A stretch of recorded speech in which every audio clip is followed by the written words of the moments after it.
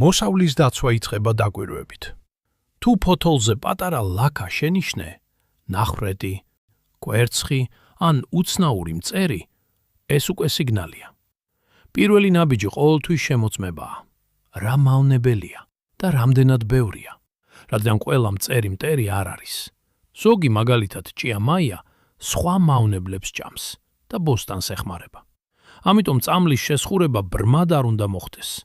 დაიცავი მცენარეს სწორი მორწყვით, სარეველას კონტროლით, დროული გასხლით და მხოლოდ საჭიროების შემთხვევაში მიზნობრივი დამუშავებით.